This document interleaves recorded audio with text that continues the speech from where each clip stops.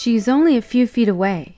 The closer he gets, the more nervous he becomes, the budding zit on his nose growing bigger and bigger until it practically eclipses his face. She looks at him hovering nearby, sees the massive zit and giggles. He slumps away, feeling sick.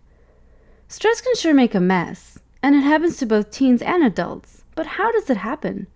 Let's rewind to before the zit, to before Justin even sees his crush. Already late for school, Justin got to class just in time to hear the teacher say, "Pop quiz!"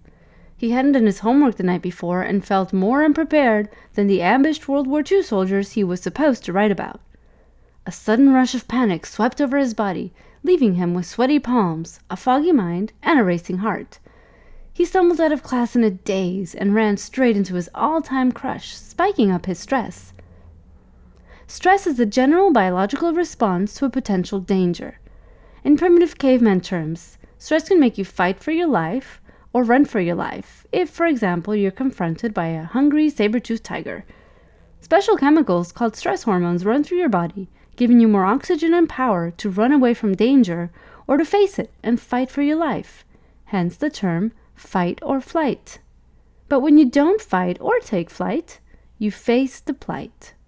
When we're taking final exams, sitting in traffic, or pondering pollution, we internalize stress. It all begins in the brain. The hypothalamus, the master controller of your hormones, releases something called corticotropin-releasing hormone.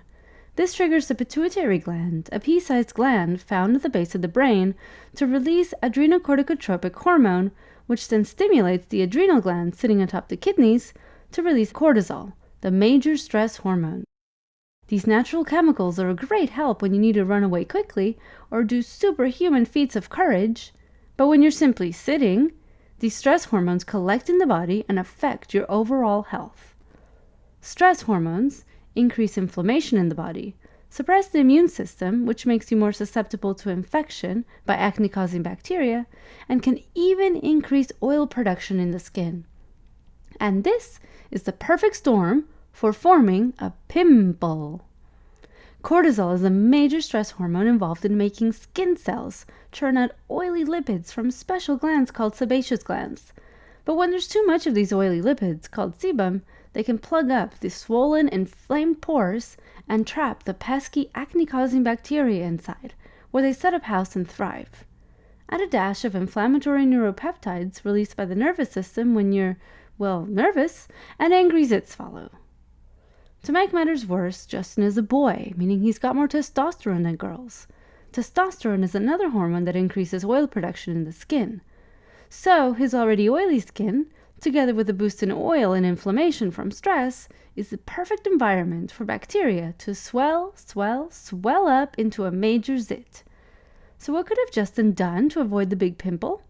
Stressful situations are unavoidable, but we can try to change our responses so that we're not so stressed in the end. And had he been confident in approaching her, she might not have noticed the pimple. Or he might not have had one.